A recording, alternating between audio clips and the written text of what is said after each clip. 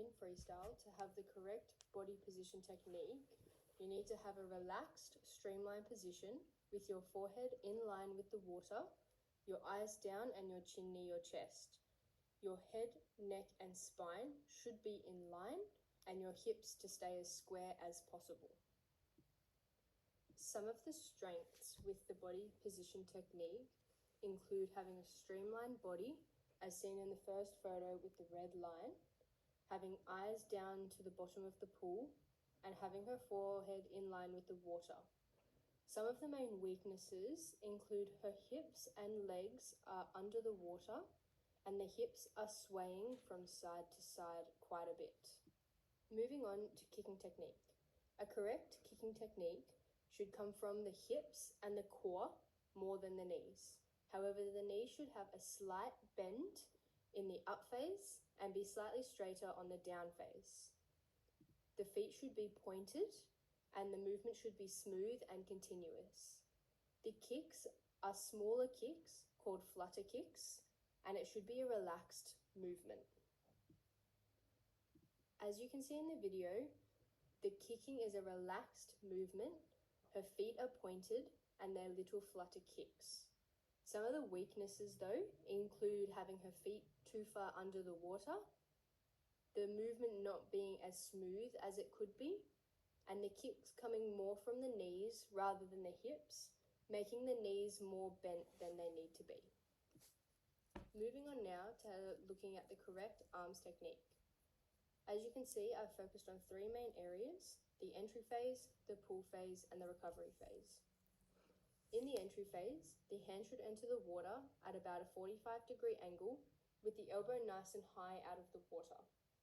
The thumb and index finger should enter the water first, with the hand pushing forwards and down slightly to help against resistance. As that arm extends, the other arm should be completing the pull phase. In the pull phase, the fingers should be together and the hand should resemble a paddle.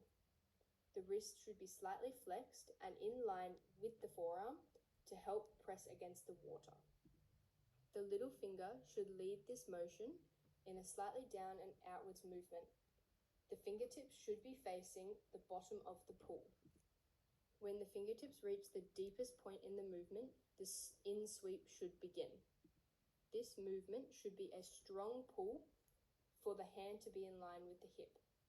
Once the hand is in line with the hip, the elbow should bend more to allow the hand to leave the water smoothly.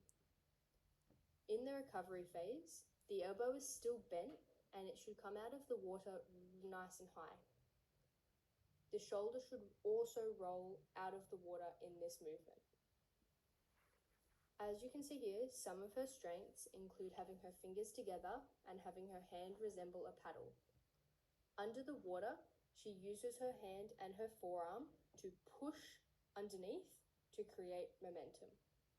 Her arm also pushes forward and down slightly on the entry. Some of her weaknesses include that her arm is nearly straight while exiting the water. Her hand is not pointing down all the way in the pull phase, and her elbow remains too straight throughout the movement. Lastly, we're having a look at breathing technique. In a correct breathing technique, it should be a minimal movement action where the arm causes a slight rotation along the long axis, causing the head and shoulder to roll to the side to look at the lane rope. In this roll, one ear and one goggle should still be in the water, with one goggle and the mouth and the shoulder being out of the water. When the body is rotated back under the water, you should exhale slowly so all the air is out before your next breath.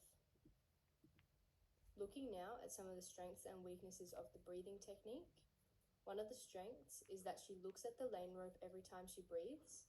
However, every time she does breathe, her head lifts too far out of the water. Another weakness could be that her shoulders sway from side to side quite a lot, which could cause extra resistance.